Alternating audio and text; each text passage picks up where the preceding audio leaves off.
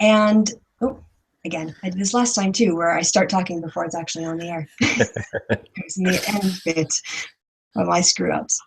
Hey everyone, it's Kristi, and this week I was a little too busy to get a proper time to do a different atheist reads History of God lecture on misogyny and patriarchy and a little bit about Aquinas, but I have the most amazing reason and the best substitute video ever. If you guys remember, in the last couple of weeks I was doing the videos on New Atheism, and it got to be a topic that a lot of people on the channel reacted to and started some really interesting conversations. And to try to build on that momentum, I decided to invite somebody on who would be able to speak about it from more of the activist point of view, having been more involved with atheism longer than I have, and also having interacted with a lot more atheists. So I'd like to give a very warm welcome to Steve Shives. Hi, thank you for having me, Kristi. Isn't this exciting? It's really cool. And yeah, we're going to be discussing New Atheism. So the way that I've kind of laid out this discussion is how I do a lot of my videos, where I have different parts. So in the first part, what I'd like to do is talk to Steve first about his take on activism as a phenomenon in the US and the US atheist activist community, his impressions on where it's been, where it is, and where it's going. And then we're going to turn to the talks that I put up, and Steve did his homework. He watched the talks. And so we're going to talk about his perspective on what the activists, or how the elites, the academics, are looking at New Atheism, Old Atheism. Is this even a useful distinction on the ground to activists? And then in the third bit, I'm hoping we'll be able to talk about how activists and academics can come together and start to dialogue a bit more, so that they can more accurately understand what we're doing, and we can maybe understand what's going on from an academic perspective. So yeah, starting with that, Steve, first, welcome and thank you again. I'm so happy to be here. Yes. And yeah, I guess in terms of the idea of New Atheism, can you give me a little bit of an idea about how you even approached the subject before you saw the videos? Yeah, I mean, I guess in a way, even though I don't normally think of myself as like a new atheist particularly, I am sort of a product of that movement. I read Richard Dawkins. I read Christopher Hitchens, especially Hitchens of the sort of big new atheist figures. I think Hitchens was probably the one that I valued the most and related to the most.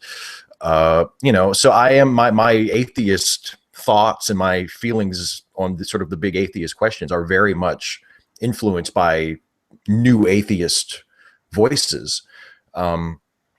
And I guess I would be considered an atheist activist. My YouTube channel is very much atheist centered, and a lot of my commentary comes from, even if I'm talking about a political topic or a social topic, I'm coming at it from sort of a non-religious angle. So I guess I would fall into those categories. I don't necessarily identify myself as a new atheist. I just call myself an atheist. But yeah, I think I and a lot of the atheists that we find on YouTube and in social media that are either doing work themselves or are taking part in the conversation and commenting on people's work would fall into that category. I mean, just however we feel about it, we're all sort of, being swept up by what is called the new atheist movement. If Dawkins hadn't written The God Delusion, if Sam Harris hadn't written The End of Faith, who knows where this conversation would be, Yeah, that's great. And it kind of leads me into the second part of that question, which is if you can look back to when you started your channel and reflect about how you've seen the movement change, or if you've seen it change, or is it just grown? Have you felt like there's an increase, a movement, something else that's happened over time?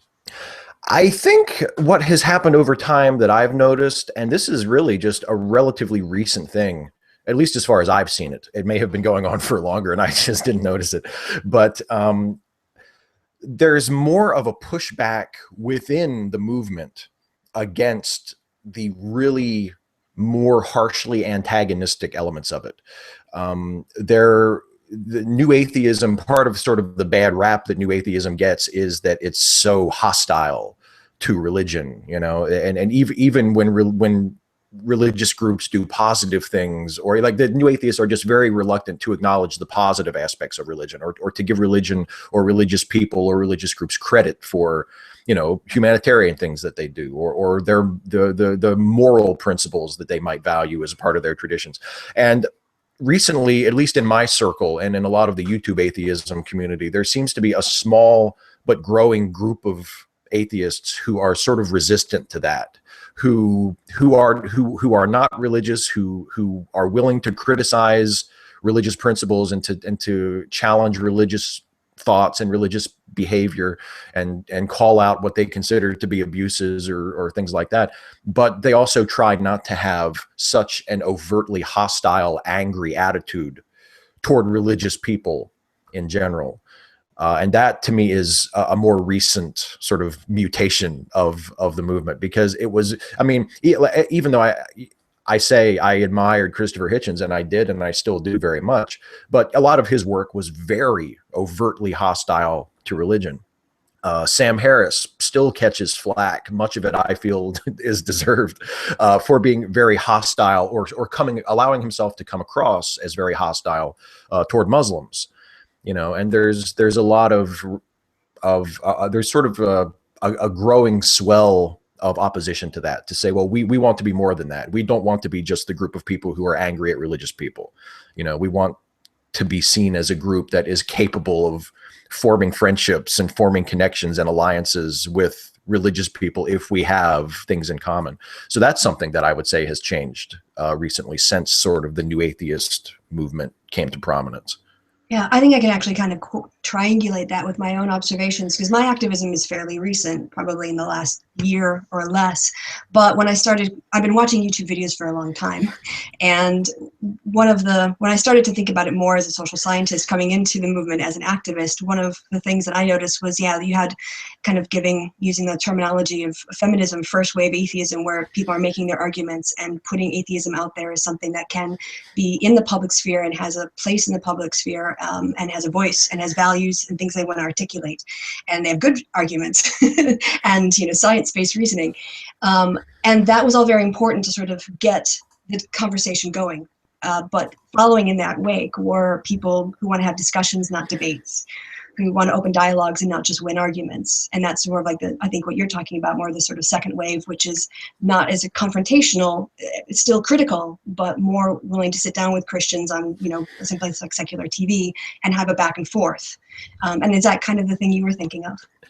Yeah, I actually think that's a really good way to describe it, to liken it to first wave and second wave feminism, because I think it is a lot like that. And I think individual atheists sort of go through that in their personal lives. It's not just applied to the movement, but when you first become an atheist, at least in my experience and in the experience of a lot of people who I know, who I've spoken about their experiences with, when you first become an atheist, you do feel, you know, a little bit more zealous about it. You know, you're devouring all this literature, and you're thinking of all these arguments, and you're thinking of your responses to, oh, you know, Christians believe this, and here's why I think this is wrong. And you want to have arguments with people, and you want to get into debates, and you want to prove that you're right, not just to other people, but to yourself. You want to have that validation of, oh, I'm on the right track with this. This does make sense. I am right about this. And as you go on, you get a little bit more comfortable, you get a little bit more confident, you lose a little bit of that swagger, where you realize, you know, I don't need to be in people's faces all the time about this. I feel comfortable with my position. I feel strong in my arguments. You know, maybe I'm a little bit more interested now in not just proving people wrong or winning arguments, but, as you said, having discussions with people. And one of the things that I figured out after I had been an atheist for a little while was that I really was interested in understanding why people who disagreed with me believed what they believed. Not because I wanted to believe that, but because I just find it to be a really fascinating phenomenon, even outside of just the atheism and religion question, that, you know, reasonable, rational, educated, informed people can come to completely different conclusions when looking at the same data. That's just a fascinating phenomenon to me, that you can have two people come to totally different conclusions when looking at the exact same thing. It doesn't mean that one of them is ignorant. It doesn't mean that one of them is crazy. They see things in a different way. so I like to, whenever possible, to talk to people who are from a more religious background and just try to understand why they believe what they believe, just for my own curiosity, and that's something that I didn't really have when I first became an atheist, but that I think is much more important now. And I think it's the same for a lot of people, maybe not with that particular question for everybody, but just more of wanting to reach out and to have atheism have a place within a community, as opposed to just constantly picking fights with people, Yeah, maybe they're kind of like, okay, I'm an atheist, and then, okay, you're in that phase, I'm an atheist, but then it's, so then what? What Yeah. comes next? What comes after the, okay, I'm an atheist? It's how do you live, and how does it integrate, and how does it help you see the world and inform things now for you? Yeah. And what do you want? Mhm. I think that's an important question that a lot of atheist activists have to ask too, is that what do you want? Like, what is our end game? What are our goals? And it's difficult to have goals, especially if you're looking at it as a political movement. I mean, most political movements that operate on just alienating people don't really get very far. So just as a practical matter, you have to start thinking about, okay, what do we want to accomplish here and how can we do that? And speaking of accomplishments, oh, you're so good at segueing into all the Oh, topics I've created bullet points for. You I'm can't. so good when I'm segueing for you, and I'm terrible when I'm doing it for myself. I had a lot of Badger pride this week because the city of Madison, Wisconsin passed an ordinance extending this legal protections, civil rights in the city to people of non-belief. So not only all religious groups, but now people who have non-belief is a category that is prevented from being discriminated against. It's apparently the first city in the country that's done it. So I was from Wisconsin, so I was very proud. And that to me felt like a real moment of a civil rights win, because one of the things that I brought up to Stuart, who gave the last presentation you talked to about reactions to New Atheism, my comment to him was that in my point of view, atheism is, or the civil rights movements around atheism are very different from all the ones we've seen before, because the other ones we've seen before have been grounded in the body. They had to do with your sort of physical identity, either your sexual orientation, how you're physically, attracted to someone, or your race, or your physical disability, or national origin. But atheism is really a movement of conscience. We just can't believe things you're asking us to believe, and that transcends the body in a way that I think is very different.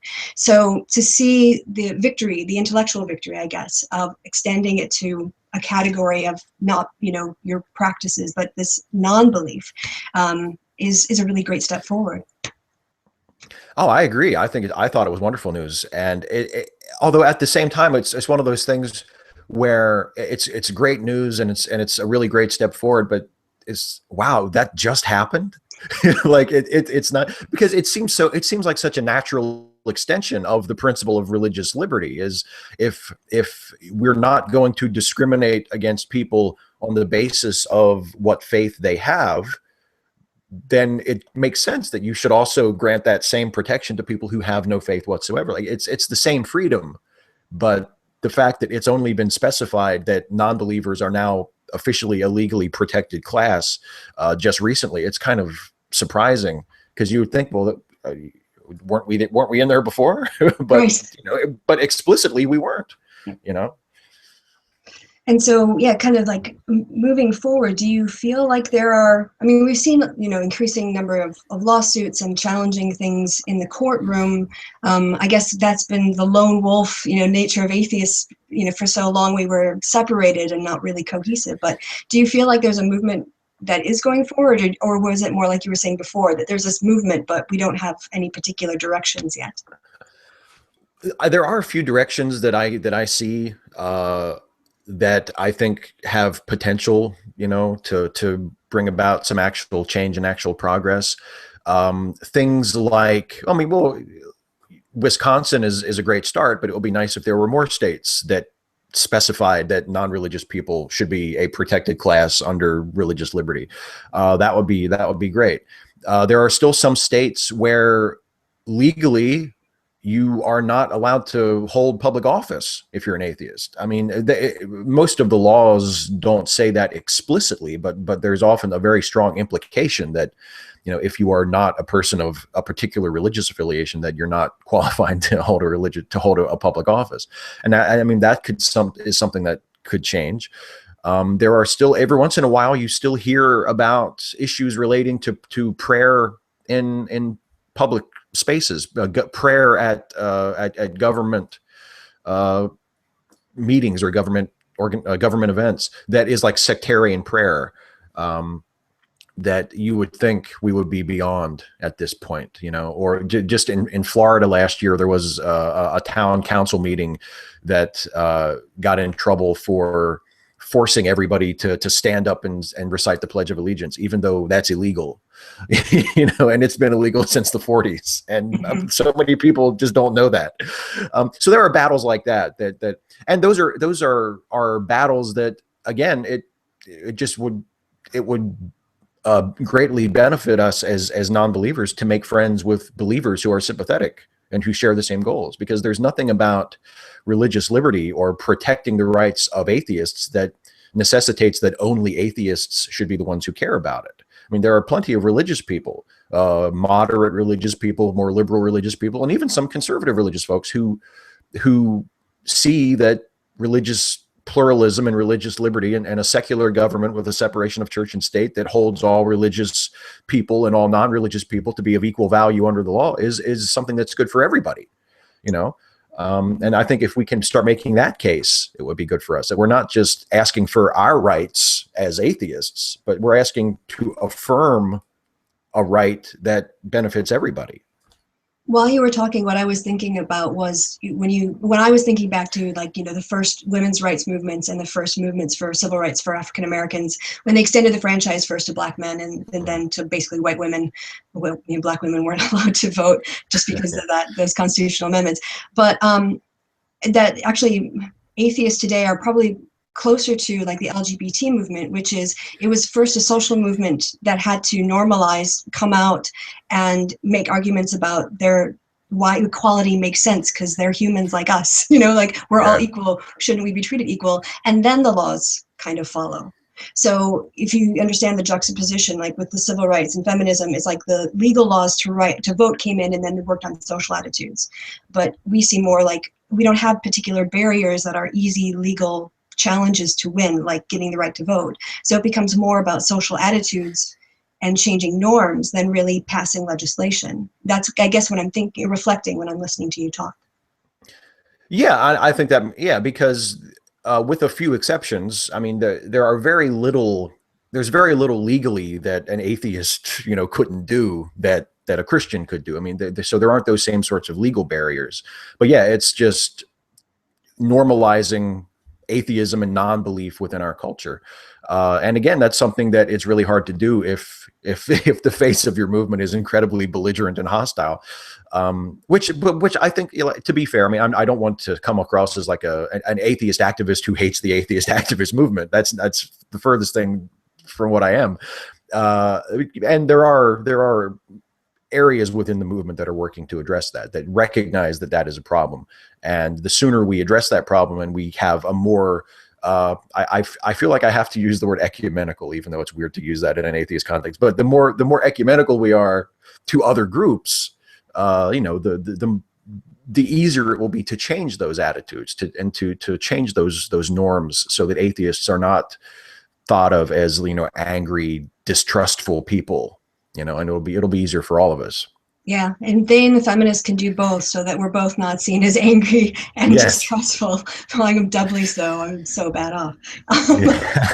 But then moving on, because we kind of moved on from, you know, to these ideas and concepts. So yeah, when you had listened to the New Atheist talks, again, you don't have to give specifics. You know, it's not an exam, but your general reaction to how they were approaching it, and yeah, I guess that's it. Well, I like the fact that, and I'm remembering the second talk that I watched a little better than the first, just because I just got done watching it. But Stewart's talk, he mentioned the fact, he made reference to the fact that there's a perception of the New Atheist movement from the outside And then there is, if you actually go in and examine it a little more closely, the perception and the reality are not always exactly the same. But the New Atheist movement is a bit more complicated and is not nearly as monolithic as people who are outside of the movement tend to characterize it. And he mentioned how the four horsemen are still sort of the face of New Atheism, and based on Dawkins and Dennett and Harris and Hitchens, people sort of use them as the template, and then they say, oh look, it's all old white men, where are the people of color, where are the voices of women? And those are legitimate problems in the movement. I'm not saying that there are, that clearly I think we need to have far more prominent voices from different backgrounds and women to be a part of the face that we're showing the world. I think that is a problem, but it's not as much of a problem as you would think if you assume that the New Atheist movement is four guys. So it's not as bad as you might think, and I think that was sort of a point that Stuart made in his presentation. And in the first presentation, Steve's presentation, I like the fact that he sort of pointed out something that I kind of agree with too, that the arguments of New Atheism aren't necessarily all that new, and there are writers from far before the sort of the New Atheist era, like he mentioned Robert Ingersoll. I would mention Thomas Paine, even though he was a deist. His book, The Age of Reason, is still one of my favorite responses to the Bible and to Christianity. I don't think it's been improved upon in like 200 years. So the arguments are very similar today, but it's more the attitude, a more sort of activist political attitude, the idea that we have to take religion on, that this isn't just a philosophical exercise, that we have to challenge religion and challenge its political power and its cultural power in order to bring about what we would consider positive change. So I thought that both of those points were really excellent and were things that I agreed with already. Yeah. One of the things I think was in Stephen's talk was he gave credit, and I was willing to take it, to the New Atheist movement for being the voice that stood up in these debates about terrorism and acts of terrorism, to say, well, look, if people are saying they're blowing themselves up because of their faith, then maybe we should take them at their word and find out what it is about their faith that drives them to do these things. Whereas everybody else wants to blame it on social or economic causes. And I mean, that's a very good point. It is the atheists who will step up in the room and say, well, okay, those things make a contribution, but they're saying they're doing it because of their religion. So let's find out what they think about their religion. Let's find out what it is in their texts that are causing this. And so, yeah, I was very happy to take credit for that, because I think you can't have a discussion about religious terrorism and not discuss religion. Oh, absolutely. Yeah. That and the idea of just sort of not only normalizing atheists as people, but normalizing irreverence toward religion, I think is really important. It's really important, I think, to respect a religious person's right to hold whatever belief they want. It's important to make sure that they have an equal standing under the law and that they're not mistreated for being of any particular faith. But at the same time, to also have an understanding that religion does not entitle you to anything special, and that being of a particular religion doesn't entitle you to anything special.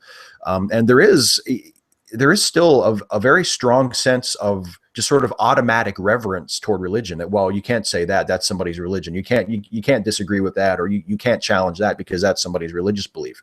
And that's something that New Atheists have been very instrumental and very visibly sort of going against, and saying, oh no, wait a minute, we can't put this up on a pedestal. If this is causing harm to people, if this is contributing to something like terrorism or like political movements that seek to disenfranchise people, like we have to go after this. We have to treat this like we would any other argument. And yeah, that's definitely something that I agree with you. I would love to take credit for that too, as an atheist. I remember, I think it was Douglas Adams who I'm just going to paraphrase, but he was saying that, if I were to challenge someone for being a Democrat or Republican, or challenge them on why they think taxes should go up or down, they wouldn't feel a personal attack. They would just give reasons for why they thought that.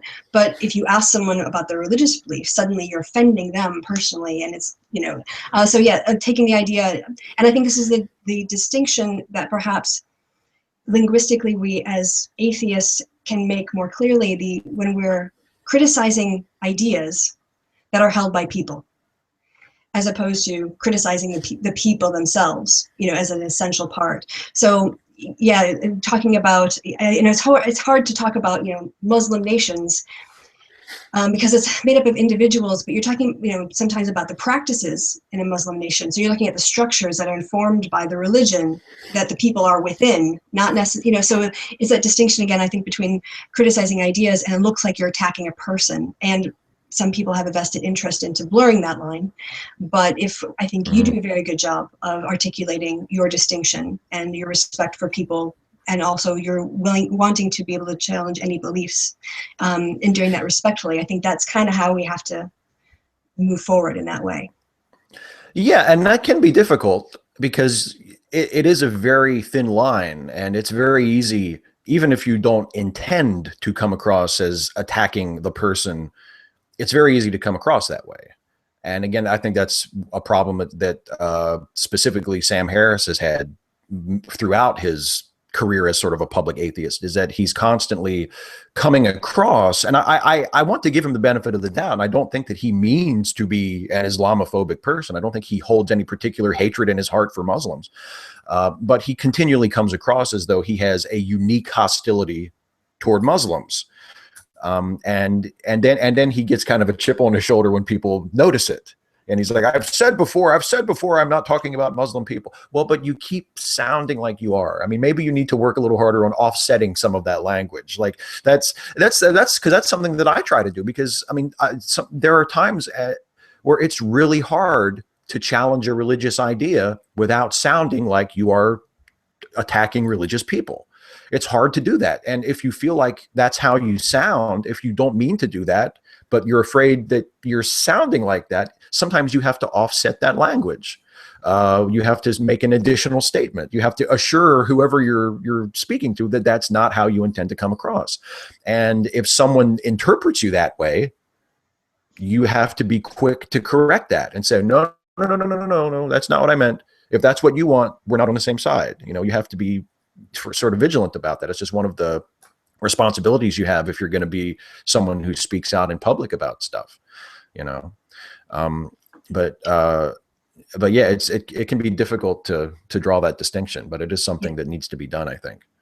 And with Sam Harris, you know, I think in one of the Bill Maher episodes, he quoted some YouGov polls about attitudes of Muslims in Britain. And I'd seen that poll, and the numbers are pretty disturbing in terms of tolerance for things that we would consider sort of anti-feminist and democratic. There's also problems in the UK with honor killings. I mean, girls are murdered by male members of their families, not on an irregular basis in that country. So, I mean, the issues there obviously are very different, but you can't look at a poll that's been taken and is a good representation and then just throw it out because you don't like the numbers. You have to look at the numbers even if they make you uncomfortable and ask, okay, what do we do about this? How do we work on this? Because these attitudes are not compatible with our society. We can't kill women because they're on a mobile phone and their dad told them not to. You can't do that. But of course, that's a harder conversation to have than the automatic, now you're just being disgusting and you're labeling all Muslims. Like, no, look at the poll, okay? Yes, 70%, that's fine, good, awesome. But this is a problem. This right here is the problem. But we're getting a little off topic. Back to old atheism. Okay. Do you think those are useful categories? Yeah, I think so. I mean, I think the main distinction is sort of the political orientation, you know, New Atheism taking a challenging attitude toward religion, and New Atheism being an activist movement, you know, wanting to defend separation of church and state, wanting to see sort of to check the encroachment of religion into areas that we think it doesn't belong. Like, for instance, the continued efforts to try and get creationism or intelligent design to be taught in science classes in public schools, which is a battle that we have largely won. Like, that's another thing that we can sort of pat ourselves on the back for. I mean, it still happens from time to time. We still have, you know, battles to fight, but in general, at least in the courts, things are turning toward our side, and most people, whether you're religious or not, would agree that it's inappropriate to teach a religious creation myth as equivalent to a scientific theory in a science class. So that's a battle that we've won. And whereas old atheism is more philosophical, is more, representing a position, saying, okay, you might be this, but I am this. I mean, there are some antagonistic characteristics to what you might call old atheists. I mean, Robert Ingersoll occasionally had sort of an activist streak in him and would sort of come out and have kind of an adversarial attitude toward religion. But he was not, he was sort of a commentator. He wasn't really thought of as like an activist. Yeah. Bertrand Russell was like a philosopher and was a writer. He wasn't meaning to lead a political movement. So that would be, I think, the real key distinction between phrase, the two. Yeah, proto. He could be like a proto-new atheist. Yeah. Like a proto-feminist. Oh, yeah. Before feminism, there were still women who were articulating things we later recognize as feminism. So yeah, proto. Yeah. So a proto-new atheist. So in terms of atheists, like I said, one of the reactions that I found interesting on my channel, and another thing that came up actually during the Q&A section that wasn't filmed, was the idea of atheism plus. And it's more the idea of labeling. And I'm not going to call, like, I'm looking at this more in the social science hat. So I'm not putting on an opinion about people wanting to do identity politics and labeling themselves or not. But I just find a lot of resistance to it. And I'm wondering if that's been your experience too, or if you've had a different experience. Yeah, I've encountered resistance to the idea of just because you identify as an atheist, therefore you are a part of a group. And therefore your actions and your behaviors and your opinions on things that might necessarily directly relate to atheism reflect on the rest of the group. There's a lot of resistance to that, even though I don't think you can avoid it. I mean, one of the things that I say in response to people, because sorry, I'll occasionally say, that I wish that the atheist movement were more more friendly toward women's issues, didn't appear so hostile to women and to people of color and to non-Americans or non-English speakers, these sorts of things. Like there are issues with how we sort of are perceived that I wish we could do something about. And people respond to that by saying, well, but an atheist is just someone who doesn't believe in God, which is true. But even if that's the only thing that unites us as a group, we're still a group. I mean, even if we have one defining characteristic, we're still a group, and we're still perceived as a group by people outside the group. And we still have to relate to people who identify with other groups. Like you can't avoid it, whether you like it or not, whether you think that's how it should be or not. That's just the way it is. So a lot of the resistance to atheism as a group identity is sort of futile to me, because if you call yourself an atheist and that guy over there calls himself an atheist, you might disagree with him on everything else. But guess what? In terms of your atheism, you're in the same category. You can't avoid it. That's just the way it works. Yeah. And you have things in common in terms of, your outcomes, your goals, your values. Yeah. And if you want to be an activist and you care about pushing for a particular kind of social change or political change, it's really hard to do that as an individual. I mean, you sort of have to act as a group. So again, you can't really avoid it. I think the problem a lot of people had with atheism plus was, well, first, I think there were some people who just who disagreed with the values that atheism plus was espousing. I was not one of those. I didn't have any problem at all with the particular tenets of atheism plus. I consider myself a feminist. I consider myself a humanist. I think it's perfectly positive and valuable to encourage people to use the scientific method throughout their lives, to value reason and value science and value tolerance and social progress and social justice. I think those are all great things that I hold very close to my heart. But there are people in the atheist movement who don't like that stuff, who use the term social justice warrior as a derogative term, That's kind of how the term was started. It was sort of meant to be a pejorative, like you social justice warrior, and now it's been sort of reappropriated a little bit by some of us who say, yeah, well, what's wrong with that?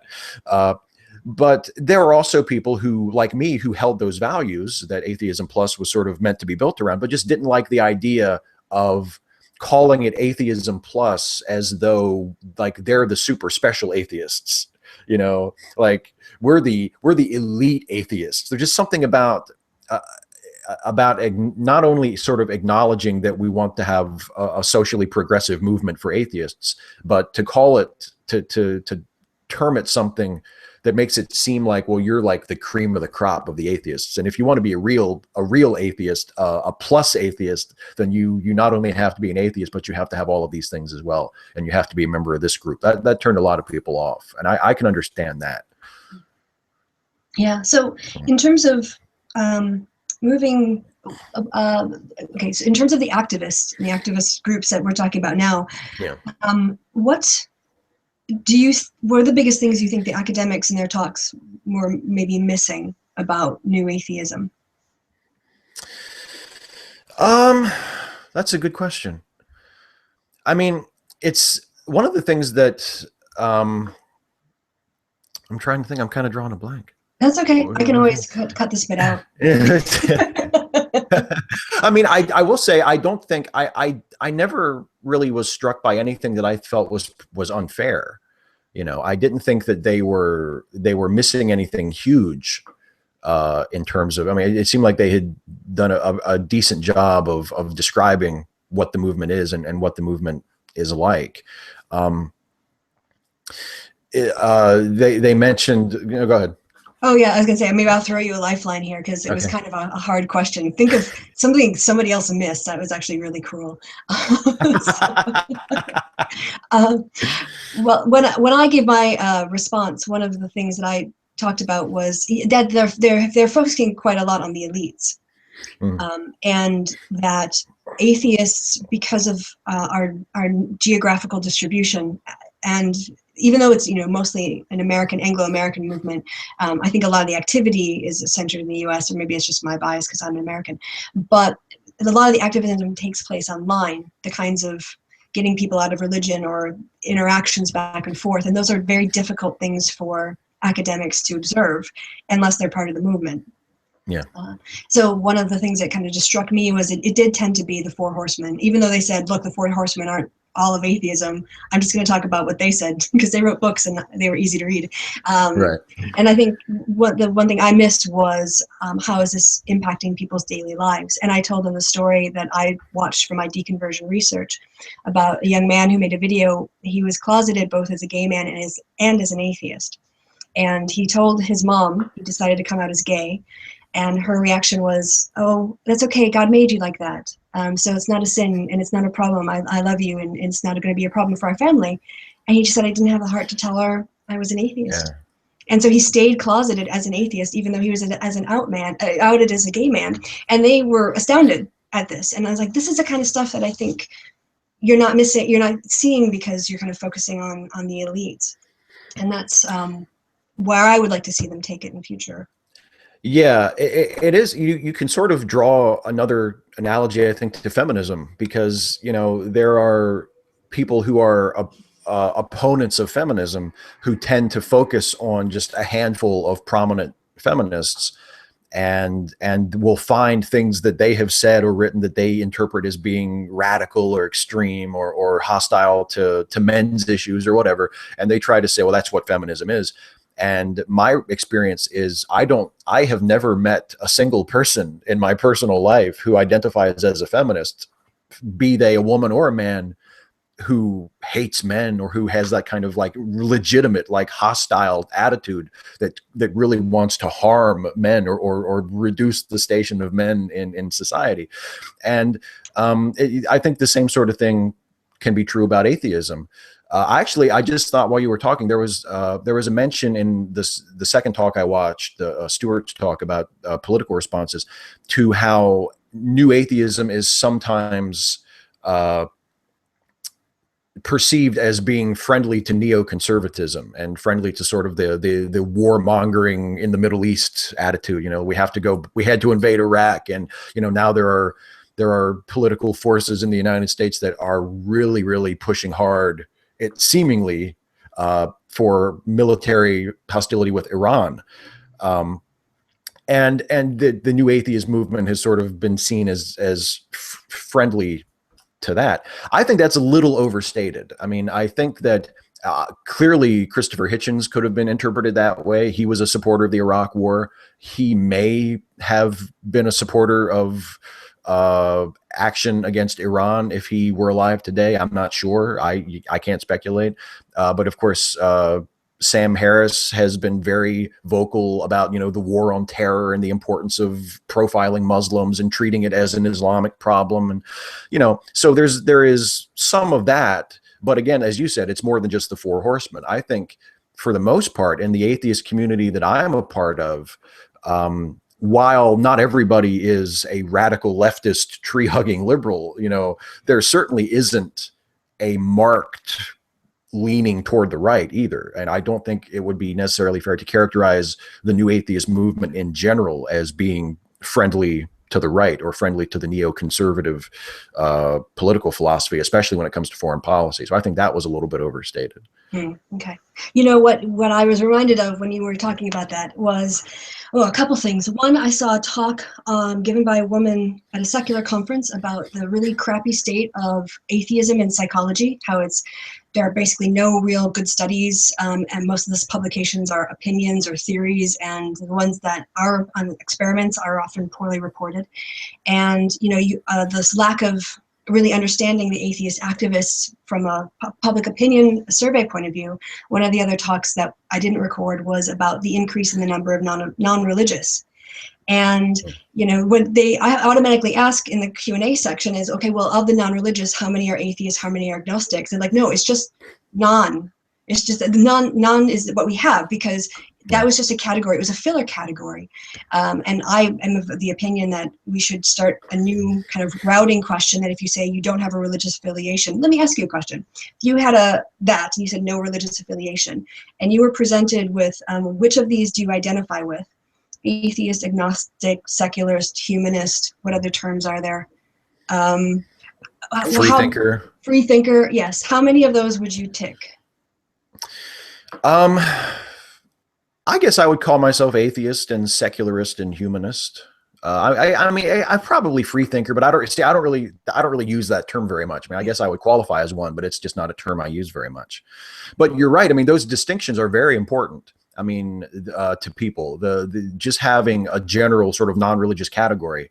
I mean, there are people who call themselves agnostic and really don't like being called an atheist. It's a very specific identity and a very specific term, and it's important if you want to understand what people believe or don't believe, or what have you. It's important to have those specific options available, because you can't just say, well, atheists, agnostics, humanists, they're all kind of the same thing.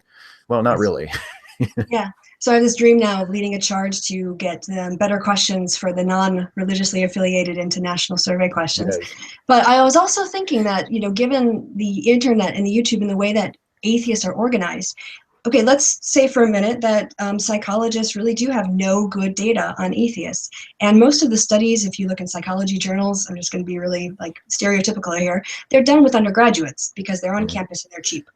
But imagine if we actually put together a survey company like YouGov together with the psychologist from the Secularist Conference who wants to study atheism, and then we just encourage people to sign up for a panel and to be like an on-tap social survey of American atheists. They could sign up for YouGov and get some incentive, or not YouGov, some other company. But just we have actually the tools to study ourselves within the community. If somebody had the time and effort and energy to organize it, which I don't, because I'm already running a national election study. So, well, there must be one other person who would want to do it, though, right? Yeah, somebody watching this video, take that job on. Right. So, do you think that I'm trying to be wrapping this up toward the end now? right? No, I'll need to edit this bit out. No, I think what I had was in terms of like labeling it and the resistance. Yeah, this is a decent enough question. In terms of the resistance to labeling or the difficulty, do you think that hurts us as a movement, or does it help us? Well, I mean, one of our strengths as a movement, I think, is the diversity. And I think it helps in that way to not give in to the idea that an atheist is just one thing, that you can be an atheist and also fit into any number of other categories. I think that the fact that, I mean, you know, you could always say like, well, the atheist movement, like it's like herding cats, you know, how do you get atheists to agree on anything other than atheism? That can be a strength. I mean, I'm of the opinion that diversity can be a great strength, and you can draw on different experiences and different backgrounds and different opinions.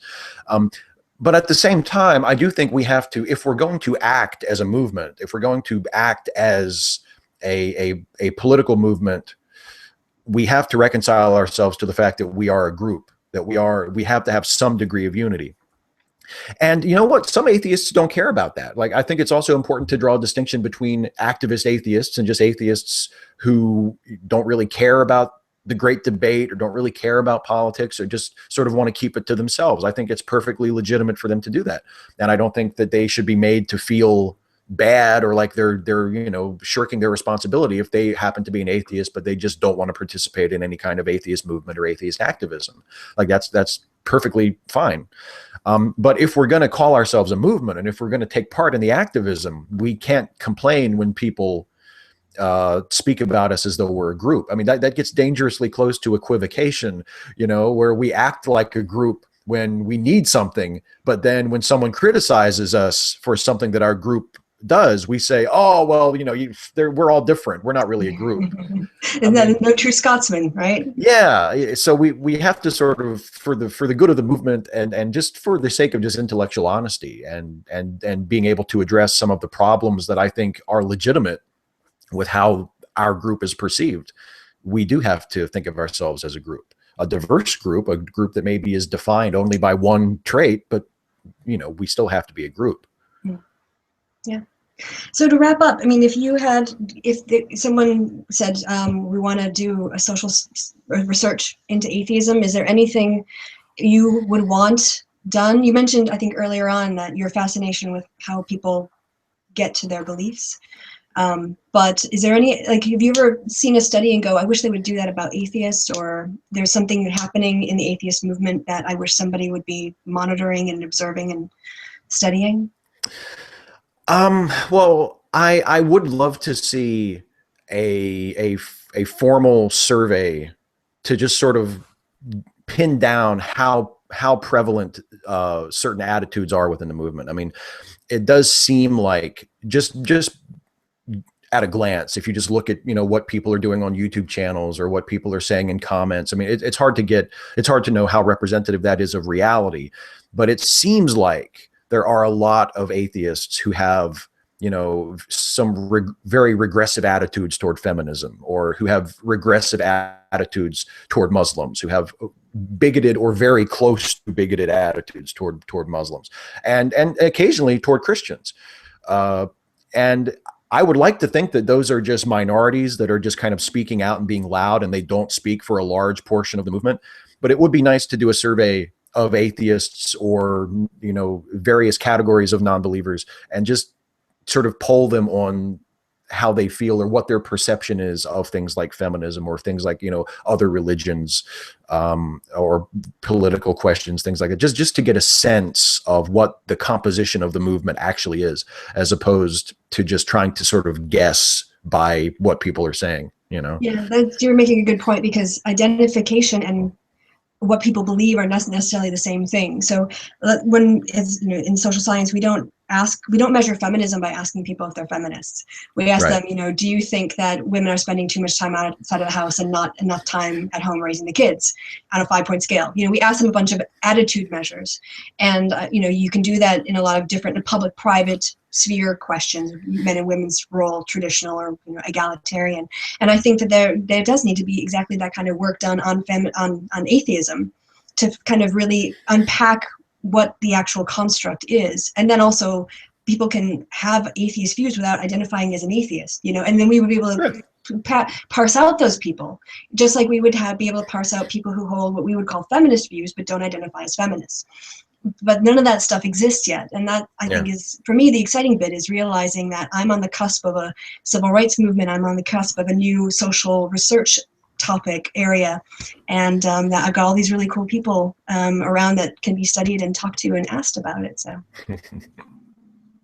I do think that's really important. That is something that the social sciences and that academia can do. And it's something that, you know, we atheists, since most of us are sort of scientifically minded and we value reason and we value data, you know, that sort of work from the social sciences, that can tell us definitively, statistically, you know, who we are, what we're doing, what we care about. Like, I think I would like to think that sort of thing would be incredibly welcome in the community, you know, no matter what the result would be, because we tell ourselves and we tell other people that we care about the data, we care about finding the truth. And that would be exactly the sort of thing that would be able to, we could say, okay, this is, you know, this is who we are. This is a picture of who we actually are.